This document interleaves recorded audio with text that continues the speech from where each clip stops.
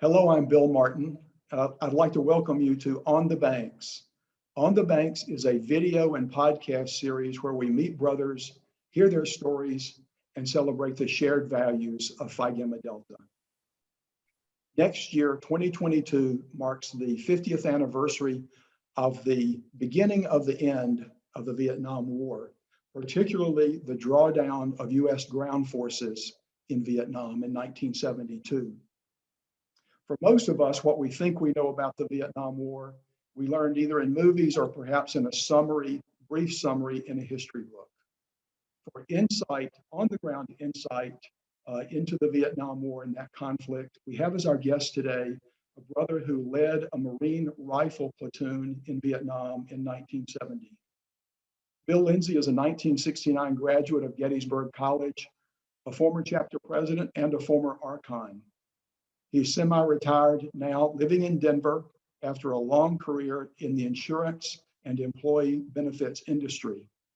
Bill has recently published a memoir of his experience in Vietnam called Pop Smoke. Bill, thank you for being with us today. Thank you, Bill. I look forward to the conversation.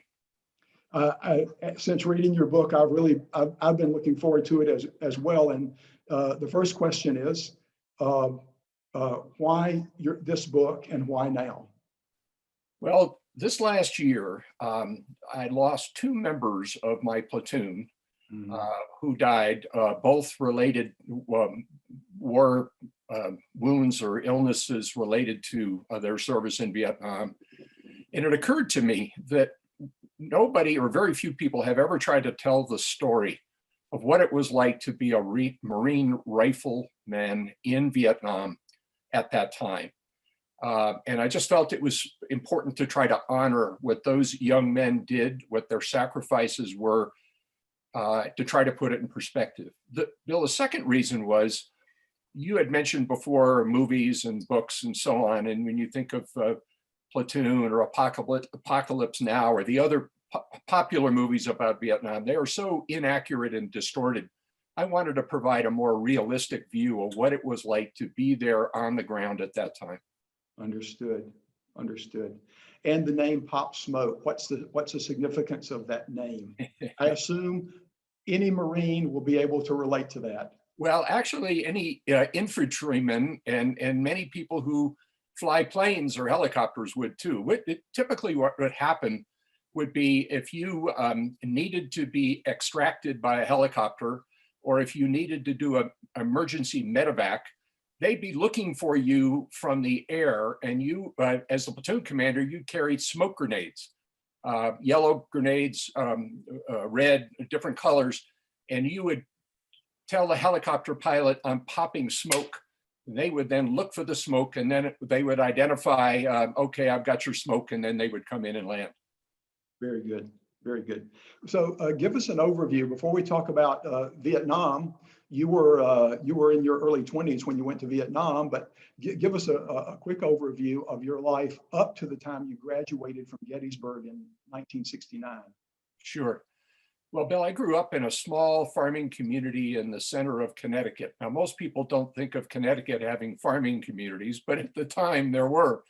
And I went to a regional high school. Played sports, played football, was on the swim team, and I was involved in student leadership. I was the senior class president and that sort of thing. But lived in this small town, went to Gettysburg College, hoping to play football, and actually played my freshman year, and then I was injured. I continued to be involved in sports and actually switched from football to lacrosse after that injury, and played lacrosse for 3 years for Gettysburg. I was active in the fraternity. I was active on campus in student government activities. Was, as you mentioned, was chapter president. I was the rush chair 1 year, then chapter president. So a pretty active series of activities leading up to joining the Marine Corps. Understood. So tell us about joining the Marines and your preparation prior to arriving in Vietnam. So I always wanted to, my parents were both in the military in World War II.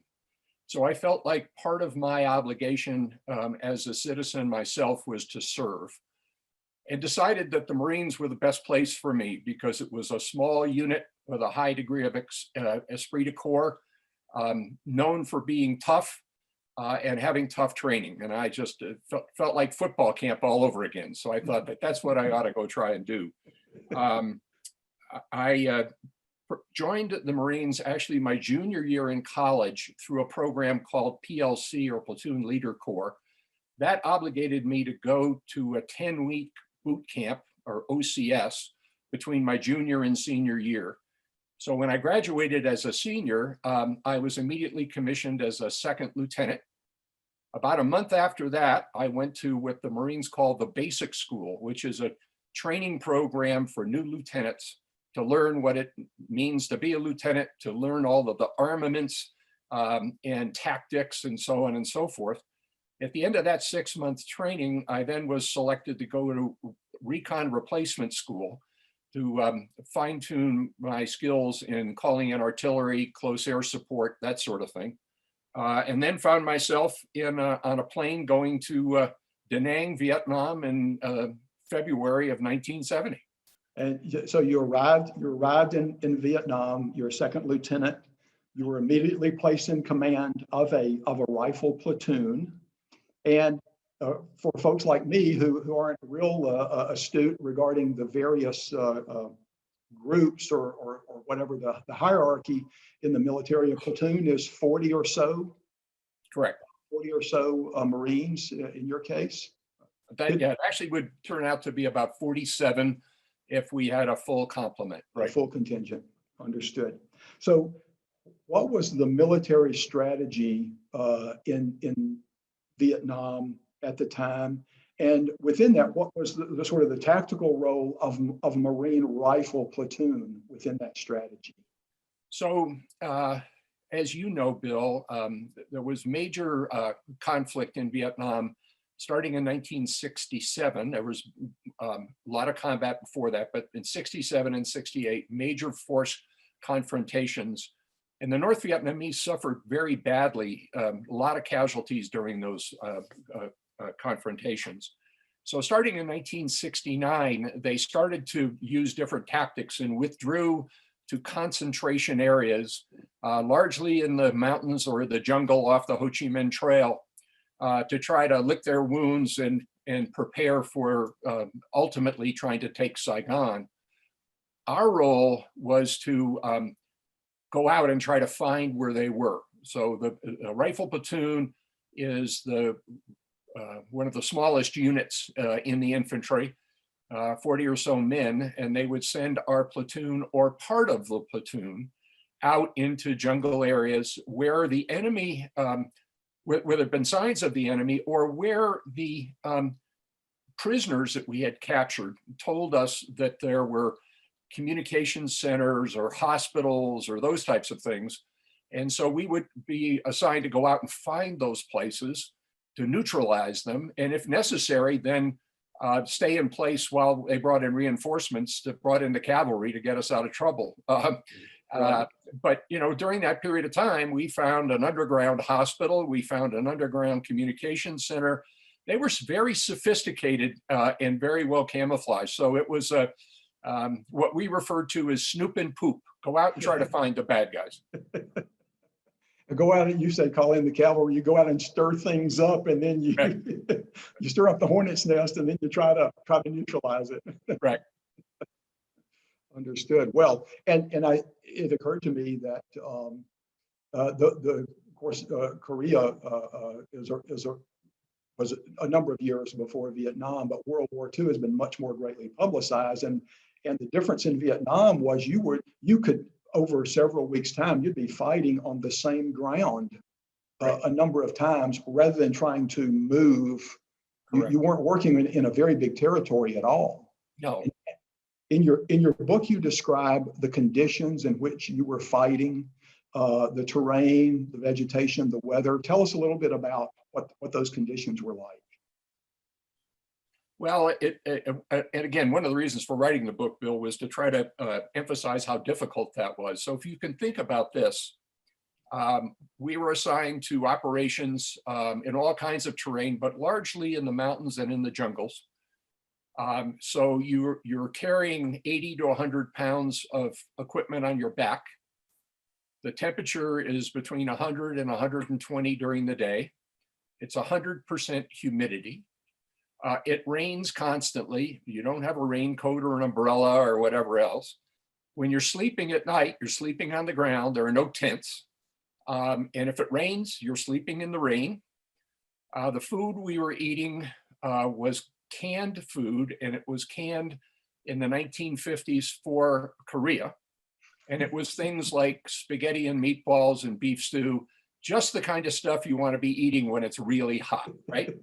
And then if that's not enough, the typical amount of sleep that one would get a day would be between 2 and 4 hours, because you're not out there in the bush to sleep. You're out there to be on guard and prepare for attacks. And so very, very little sleep. So you're fatigued, you're wet, you're tired, you're filthy. Go for as long as 45 or 50 days without a shower. Our clothes would literally rot off us, and they'd drop in new clothes. There's a picture in the book of one Marine with part of his uniform that's tattered, and I won't spoil it for anybody who wants to go look at that. But and then if that's not enough, you had all sorts of insects, mosquitoes and others, who wanted to bite you and suck your blood. You had very difficult terrain, steep mountains to climb up, water to walk through. And then you had the wildlife. You had all sort of snake life, poisonous snakes, boa constrictors, pythons, tigers. And then, of course, on top of that, you had to worry about the enemy. So yeah, it was not a cakewalk, that's for sure. Understood. At the time you arrived in Vietnam, you were about 8 months removed from college, recently out of the training, the officer training that you described. And every man in the platoon on the day you arrived to lead that platoon had more combat experience than you had, right? You had no combat experience. I had none, yes. So was this a typical profile of a second lieutenant? It was. This was a position into which a newly trained second lieutenant was regularly dropped. Correct. Yeah, all the time. Yeah. And one of the things that made Vietnam different than World War II or even Korea or Iraq, Afghanistan, is that we didn't arrive as a unit. People were sent to Vietnam in the Marines for 13 months. At the end of 13 months, that you would be rotated or transferred out, and somebody would take your place. So it was quite common throughout all the ranks for people to be replaced, and you had therefore a regular cadre of new guys, as they were called, that had to be trained.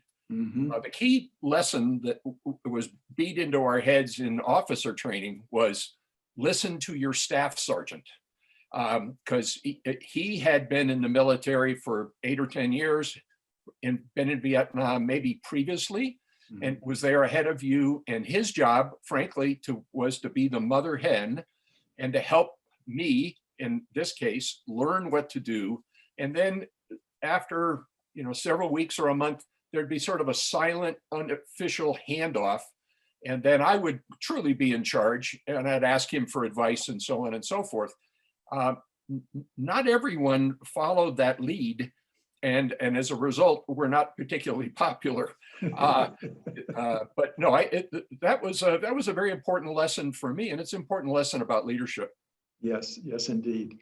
What were the particular risks of that position and role?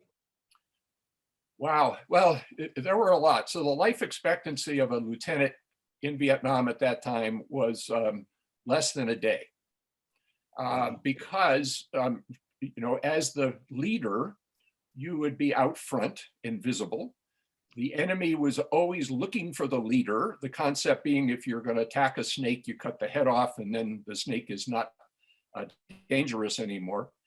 You would be talking on the radio. So you'd be standing next to somebody with a, 10-foot antenna sticking up in the air. So it's pretty obvious where to shoot. and you would be moving around a lot. And so the visibility was probably the biggest risk and the biggest challenge. And then, of course, there were, because the enemy had snipers, or if we were doing a frontal assault, my job was to be up there leading the men and out in front. And so, you're pretty visible, and it was pretty dangerous from that standpoint. Yes. Yeah. So talk a little bit more about the leadership challenge early on, as the least experienced man or one of the least experienced men in the group, in the platoon, the leadership challenge there. Well, Bill, the key, I think, and a great lesson for all leaders is to be able to listen, set aside your ego, your position power, and try to be effective in communicating with people and giving people credit. They call mental reciprocity. If I give you credit for your experience, then you'll in turn give it back to me.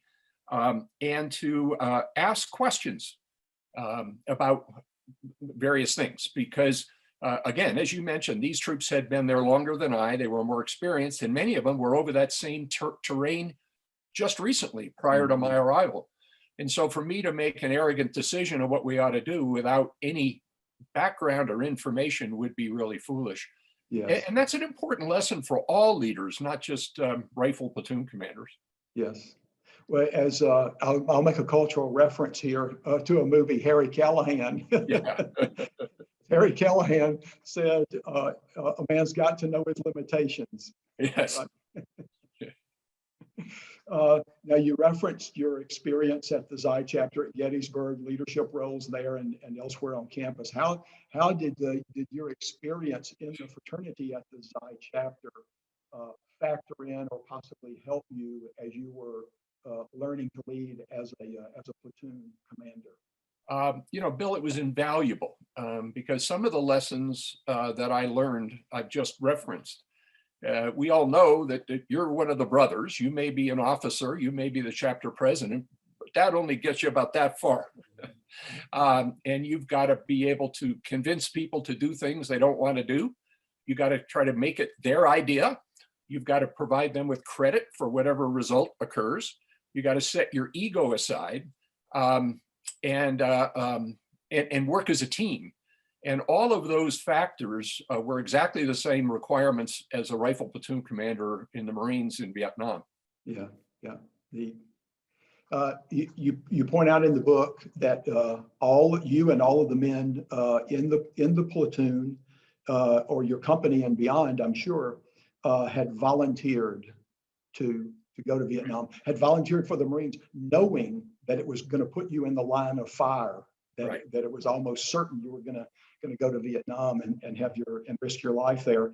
What motivated you and those men to volunteer for that service? That's a very important point, Bill. First of all, the men in my platoon were from all over the country, from Minnesota to Arkansas to South Carolina to New York to Texas, California, but they were all patriots. They all believed that they had an obligation to serve the country. Number one. Number two, most everyone grew up in a family where their father had served in World War II or in Korea. So it was more following in my dad's footsteps or my brother's footsteps if they were a younger sibling. And so they were all volunteers. And as you said, when you volunteer for the Marine Corps, you know you're going to be volunteering to go to Vietnam at that time. And that was important because to me, I mean, I made that decision because I felt like if I was going to have to be in a fight, I wanted to be with a bunch of other people who wanted to be in the fight too. So you could cover each other's backs. That was important. Yeah, yes. You give a lot of attention in your book to the men in your platoon, individually to them. You change the names a little bit. They're in a sense anonymous, but you take pains to have profiles of the men, so the reader, you pay tribute to them, and the reader has a sense for the type of men that you were serving with. Give us a profile of one of the men who really stands out to you. Well, there are actually, that's a tough question, because there are actually quite a few that I would single out because they were all remarkable, remarkable young men. But one, James D. Howe, in the book, I referred to him as Donnie Houston. His real name was Donnie Howe. In May of 1970, we were set up outside of Da Nang in a sandy area trying to find the enemy who were launching rockets at the airbase. And the platoon was set up on a slight rise. One end of the rise was very close to an area where there was bamboo and a big bamboo thicket. So a very dangerous position. They were very exposed. Where we were just had fighting holes dug in the sand, but the enemy had clandestine opportunities because of the terrain. Donnie was one of the older Marines in the platoon. He was a Lance Corporal. He was 22, grew up in Liberty, South Carolina, only son of a mother, single mom. After graduation from high school, he worked in a tire store and hated it. And one day ran into a Marine recruiter and decided, well, maybe that's what I ought to do. This one night in May, early in the morning, about 2 o'clock in the morning, we were attacked, rifle fire and hand grenades from that thicket, bamboo thicket. Donnie was in the foxhole with 3 other Marines. So it was a fire team, and they returned fire, but they were badly exposed. So they attempted to move back to another position about 6 feet away. And as they did, a hand grenade landed right in the middle of them.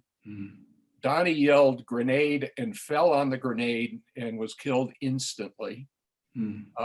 He ultimately received the Congressional Medal of Honor, which is significant, but also very sad because I went to the award ceremony for his mother in Liberty, South Carolina. There she sat, her only son, and what she received from the Marine Corps was the Congressional Medal of Honor, but to her, it was just a piece of metal. Right. She didn't have her son back. So it was really impactful. Wow. But Donnie is an example of many, many of the young men that I served with. Well, I've certainly seen one or more than one movie where there's a scene like what you just described, but it really does happen where one soldier, Marine, is loyal enough and willing to sacrifice himself to save his buddies. Wow, quite a story! Quite a story. Several months into your tour, you came down with a severe intestinal condition that had you in the hospital for about 10 days. You spent some time with your doctor during that time, and at one point the doctor offered to write you a medical order because of your condition, your weakened condition, write you a medical order that would have meant the end of your tour and allowed you to go back to the States, and you declined that. Right. What was your thinking when you declined that offer and that opportunity to get out of those conditions you described earlier? Right. Well, I felt loyalty to my men. We were a team. It was like a brotherhood, very close, very respectful. We all took risks together. We protected each other. And I felt that would have been the chicken's way out. I needed to go back and continue my duty to honor those men and fulfill my role. And I just couldn't imagine making a decision like that. And so I turned him down. Yes, yeah. At one point in the book, you state, I felt like I was indestructible. I think it was you were describing the various weapons you use, your weapon of choice during particular times, M16, M1, sawed-off shotgun. You mentioned a pistol. Sometimes you only went out on a patrol or whatever with a pistol, a sidearm as they call it. But you said I felt I was indestructible. So how did that attitude develop? Was it there from the beginning, or did it develop over time? And was it common? I think it developed, unfortunately, that amount of arrogance just having been there a while, having been in combat, being effective in combat, feeling almost indestructible, and no fear. I never had one day, Bill, where I thought I was going to be killed. That may have been a real serious mistake, but I never had the fear that something was going to happen to me. And I came close a whole lot of times, but and so it was quite honestly, it was arrogance, and it was machoism to the highest degree. However, and many of the men would ascribe to that, not all, but many. But I was careful to never let that macho attitude permeate my decisions on tactics and where we would deploy and so on. I was always, when I talk about being arrogant, it was regarding my safety and me.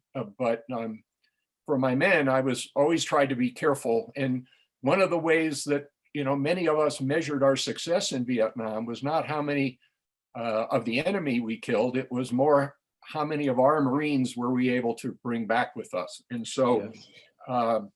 Yeah.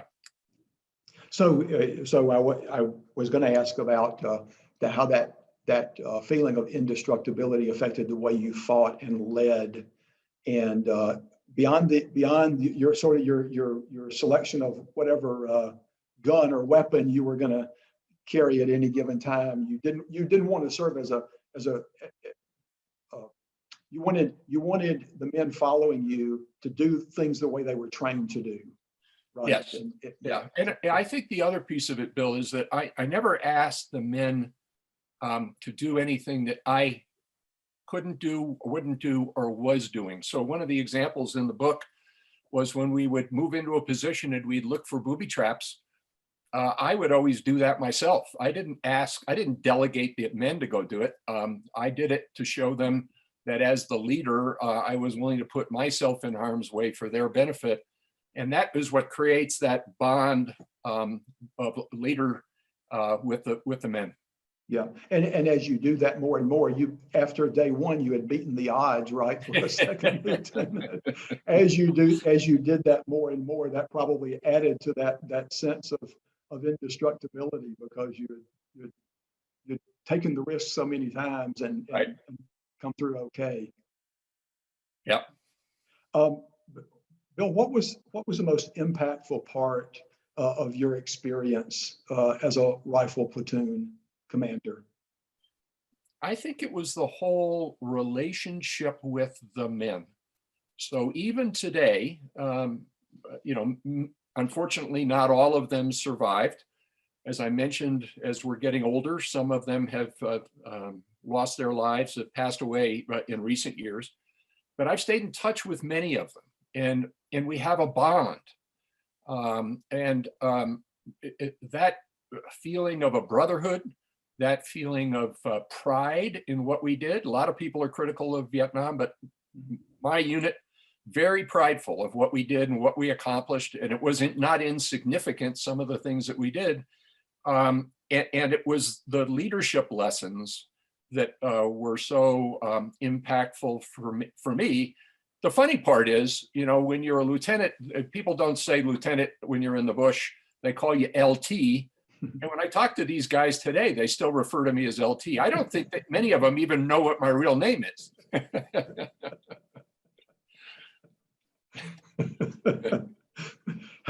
How have your Vietnam experience and the lessons you learned affected you over the ensuing years, whether in work or just in your life since? How's that experience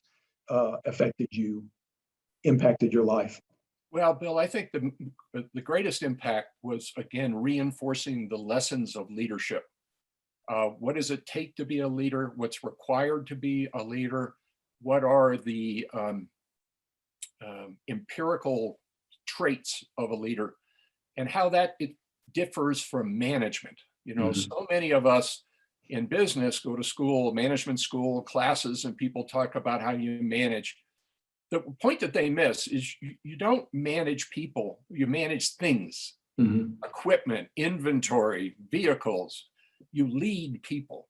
Mhm. That distinction, I think, is really, really important. And one of the things that blessed me in my business career was the ability to do the same things with my staff that I did when I was a rifle platoon commander, in that I wouldn't ask them to do anything that I wasn't already doing or couldn't do.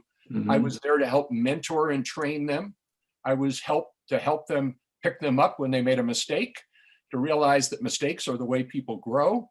And all those kinds of lessons really, honestly, benefited me so much in my business career afterwards. Yeah. Uh, Before we close, let's talk about Phi Gamma Delta a Yeah. little bit. You've had a number of roles in the fraternity as a graduate brother. So what are some of the roles that you've played as a graduate volunteer? Well, I was heavily involved when we chartered the chapter at the University of Denver. I was involved in helping do the rushing of the first class. I became the graduate. I became the House Corporation president and did that for 6 years, with all of the vagaries associated with running a House Corporation. I assisted you and worked with you at international level with the Risk Management and Insurance Committee for the fraternity, which was very important because of the liability that the fraternity was facing at that time, unfortunately, with hazing incidents and alcohol problems and so on. I was involved with the graduate chapter here in Colorado. I then went on the foundation board. I was on the foundation board for 2 years, and then was asked to become an Archon. So I was part of the Archonate, and ultimately was Archon vice president. And then finally, I think the last thing that I did is I was involved in the search committee looking for the executive director for the fraternity. That's right. That's So, right. yeah, Lee Moss and I actually chaired that committee. So, Yes. yeah, a lot of great experiences staying involved with the fraternity. Yes. And so what were some of the more gratifying experience? Not necessarily roles you were in, but just experiences that you had. Anything that stands out? Yeah, very, very dramatically, Bill. Again, it was a lot like being in the Marine Corps. It was the association with the men and seeing them grow and learn. I mean, I think of some of the graduates at DU. 2 of them are very, very successful business people, run multi-million-dollar organizations. 2 are district judges. 1 just recently left the legislature, but was an attorney and served in the legislature. It's just the cream of the crop. The people who, after school, took their lessons from the fraternity and applied that to life, and continued to be leaders in their communities. And by the way, I'm in touch with all those guys today. And there was one young man who was actually the treasurer of the chapter when I was heading the House Corporation. He and I spent a lot of time together for obvious reasons with cash flow and other challenges. I was very close to him. And after he graduated, he went to work as a banker. Unfortunately, after about 2 months, he was involved in a bad automobile accident and was killed. Members of his class donated money for his young son, who was just born. Wow. And I, with one other person, helped manage that fund. And 18 years later, when his son graduated from high school, we met with his mother and the son and presented them with a check to cover the first 2 years of college. Wow. So it's that kind of bond and relationship, brotherhood, kind of like our relationship, Bill, that I think really speaks volumes about Phi Gamma Delta. Absolutely. Absolutely. Bill, I want to thank you for spending time with us today. It's been incredibly informative for me. Even having read your book, just to delve a little bit more into it and to talk to you about it has been particularly interesting. So if there are any brothers who would like to get a copy of your book, how can they do that? Audio books, paperback and hardbound, are available at Amazon, Barnes and Noble, and Target online. So they can order them. And the one key point I'd like to make, Bill, is that this is not a money-making venture for me. 100% of the net proceeds of the book are going to the Marine Corps Scholarship Foundation to provide scholarships to children of Marines. Wow. Wow. Super. So a worthy cause and an interesting book. I can testify to that. It's an interesting read. And thank you for that contribution, Bill, for your service and for your comments on leadership, which are universal. Those lessons are universal. Thank you. To our viewers and listeners, thank you for joining us for this edition of On the Banks. There are many other interesting stories out there in Fiji land, and we'll continue to tell them in this On the Banks series. Until next time, I'm mighty proud to be a Fiji.